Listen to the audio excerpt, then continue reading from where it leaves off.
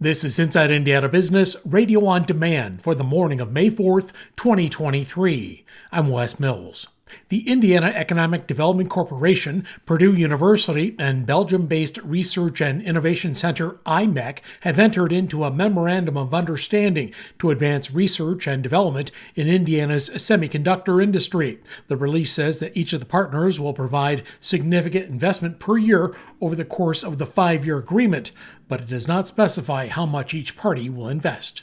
The 500 Festival Foundation is rolling out the public phase of a $5 million capital fundraising campaign meant to grow its involvement in education, leadership development, and fitness programs across central Indiana. The Fueling the Community campaign was publicly announced during the 500 Festival Kickoff to May event on Wednesday. The campaign was privately launched in 2021 and has already raised $3.4 million from more than 150 donors. The Indiana Housing and Community Development Authority and the AARP are teaming up on a pilot program aimed at funding projects that benefit Hoosiers over the age of 50. The Creating Livable Communities program will provide up to $55,000 in match funding if the projects can reach their funding goals through crowdfunding campaigns. Through the pilot, the IHCDA and AARP Indiana will select 5 projects with a total development budget between $15,000 and $50,000 for consideration. The projects must provide a clear and tangible benefit to Indiana residents 50 years old and up. From the #1 source for Indiana business news, this is Inside Indiana Business, Radio on Demand.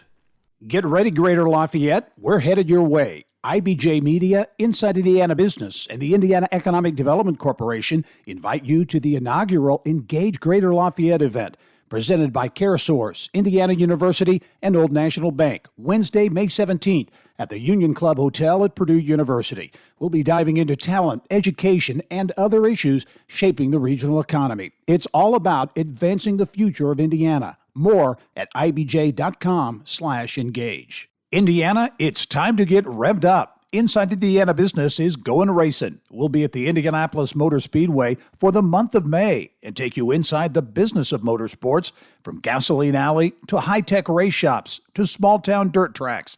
We'll explore what fuels a billion-dollar industry in the state. Join the entire Inside Indiana Business team from the world's greatest race course for Business at the Brickyard, brought to you by Purdue University. It's checkered flag coverage you won't want to miss. Merrillville-based NiSource is reporting first quarter net income of $319 million, down from the $413 million reported during the same period a year ago. The utility also says it expects to receive final approval in August from the Indiana Utilities Regulatory Commission to proceed with proposed rate hikes for electric service. Last September, the company filed a request with the IURC as it looked to raise revenue to pay for new renewable energy production, transmission lines, and grid modernization, an investment worth $1.5 billion. The increases would go into effect in late 2023 and 24.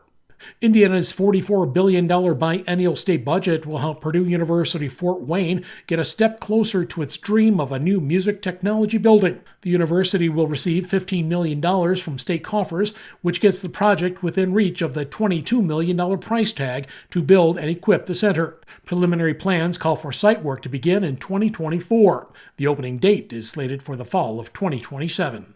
The president of Lensing Building Specialties says business diversification has helped the 7-decade-old family-owned business to not only survive but thrive during times of economic upheaval. Joe Thebe represents the 4th generation to lead the Evansville-based building materials distributor, which is celebrating 75 years in business. Thebe says its varied business profile has helped it weather uncertainty. And so just over time, we kept adding related businesses, but slightly different, and kind of led us to where we are today. We pared away a few things that weren't quite a fit anymore. We've got it dialed in pretty tightly right now. The company, which has both commercial and residential divisions, serves builders, contractors, and lumber yards in Indiana, Illinois, Kentucky, and Tennessee. I'm Wes Mills, Inside Indiana Business, Radio on Demand.